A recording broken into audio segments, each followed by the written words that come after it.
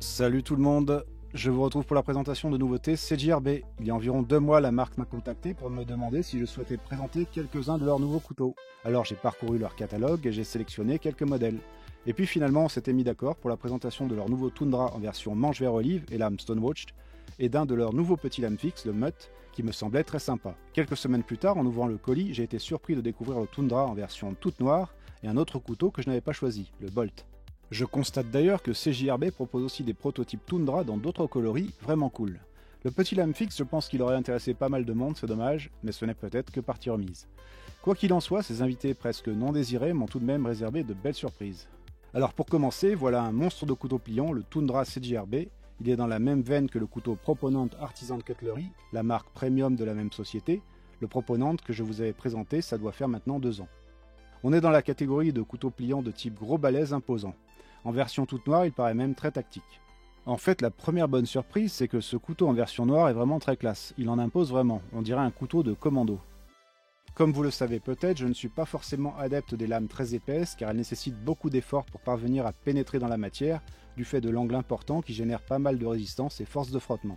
À moins d'exceptions comme les lames épaisses en émouture convexe, comme celle du Folkniven A1 Pro, on galère à entamer du bois par exemple. Mais ces lames épaisses sont très robustes, et puis sur la chaîne, c'est bien aussi de présenter des couteaux hors normes qui ont un look qui ne laisse pas indifférent.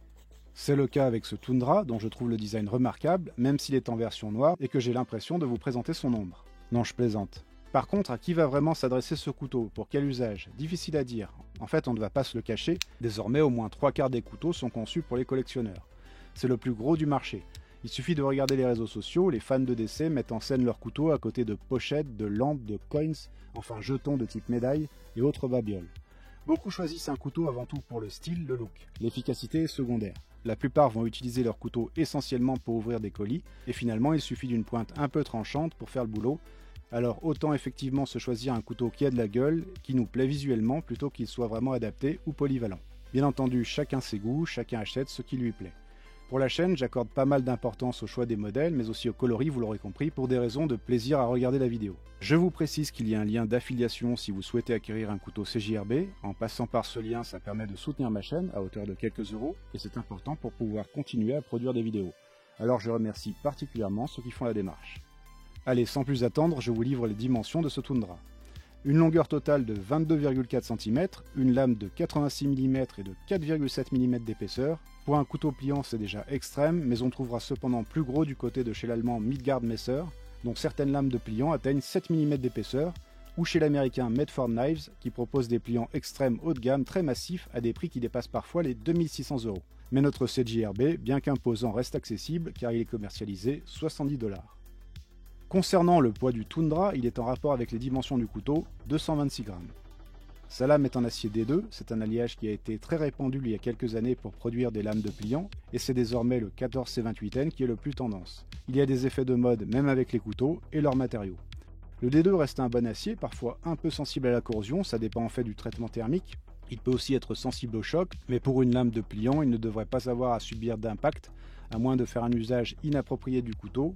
Un pliant, ça reste tout de même un mécanisme avec un pivot et un système de blocage de la lame qui peuvent rompre si on les malmène de trop. Il faut toujours rappeler qu'un couteau sert normalement à trancher, couper. Voilà la composition et les propriétés du D2.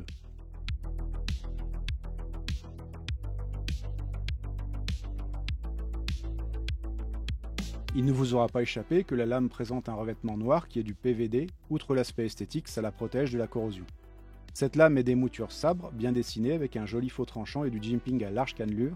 Elle est maintenue par un liner lock et de là vient ma principale critique. Ce liner lock me semble un peu fin pour supporter une telle lame. Mais CJRB a probablement vu venir la critique, alors ils ont placé une goupille filetée sur la lanière du couteau. On peut visser cette goupille pour verrouiller la lame en position ouverte ou fermée. La sécurité et robustesse sont ainsi considérablement accrues et assurées. Toute la pression lors de l'utilisation ne repose plus sur le seul liner lock, la goupille bloque la lame de manière quasi infaillible. C'est le même système qu'on avait sur le Proponent. Notre Tundra est ainsi en configuration utilitaire robuste sur lequel on pourra forcer.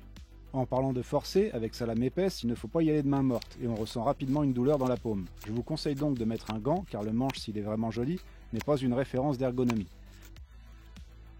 J'ai vraiment pris plaisir à filmer ce couteau, il a un look terrible, il faut bien l'admettre. CJRB a bien sûr doté son pivot de roulement à billes céramique pour faciliter l'éjection d'une telle lame. On peut la faire jaillir en appuyant sur le flipper ou en poussant un des thumb studs. Des thumb studs larges et stylés comme vous pouvez le voir. La détente est très bonne, le design de ce couteau est très réussi, les plaquettes en G10 présentent de larges stries, le large clip de poche en métal est fixé par de grosses vis, il est réversible. Ce Tundra se destine à ceux qui veulent un couteau pliant robuste, impressionnant de par son style et dimension, mais son usage sera peu polyvalent et il sera lourd et assez encombrant à porter en poche. Quoique depuis que j'ai mis le smartphone Blackview Explore 2 que je vous avais présenté dans ma poche, le poids de ce Tundra me semble dérisoire.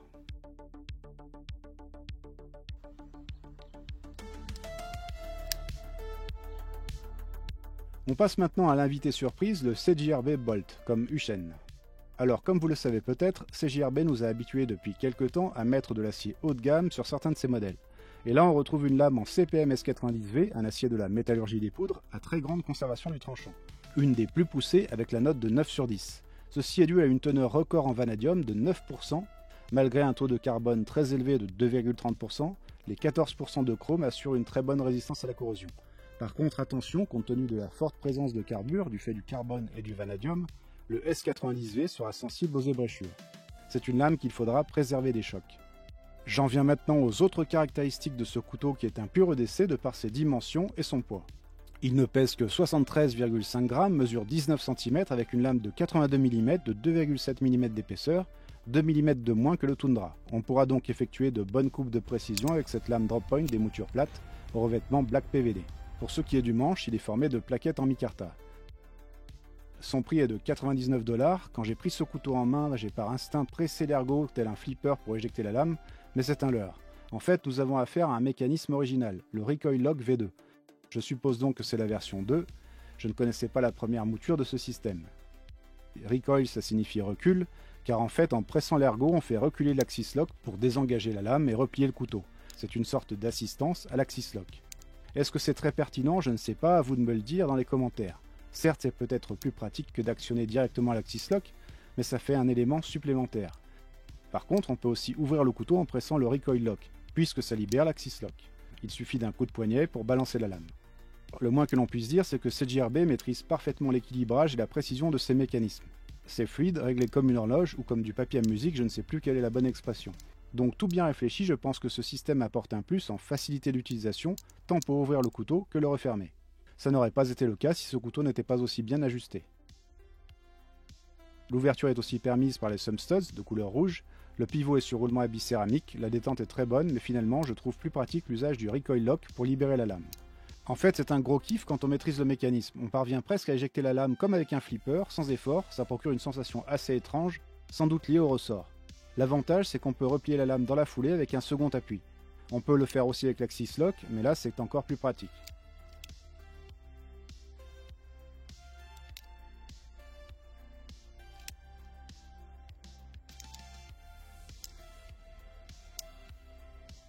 L'autre questionnement qu'on peut émettre, c'est est-il pertinent de proposer de l'acier haut de gamme sur une structure de couteau qui est plutôt d'entrée de gamme, avec un cadre qui forme le manche composé de platines en acier très fines et de plaquettes en micarta. C'est un peu comme mettre un moteur de Ferrari dans une Twingo, ou inversement un moteur de Twingo dans une Ferrari. Alors disons que ça permettra au plus grand nombre de goûter à la qualité d'un acier haut de gamme très résistant à l'usure. Mais près de 100 $, ce n'est tout de même pas rien. Concernant le style de ce couteau, il est assez classique, épuré. On est sur un EDC léger, maniable, facilement transportable. Je ne suis pas spécialement séduit par ce coloris un peu austère, mais c'est encore une histoire de goût. On a un clip de poche réversible en métal pour un port discret. Le Bolt est vraiment un EDC ambidextre convaincant. Il est livré avec un bon étui nylon à fermeture éclair. Voilà pour la présentation de ces deux couteaux. CJRB est fidèle à sa réputation, la qualité d'assemblage est au rendez-vous et les finitions sont irréprochables. Si cette vidéo vous a plu, je compte sur vous pour un petit pouce levé, un commentaire ou sur votre adhésion à la chaîne si ce n'est pas déjà fait. Allez, sur ce, moi je vais me pencher sur la prochaine vidéo. Je vous dis à bientôt et d'ici là, portez-vous bien.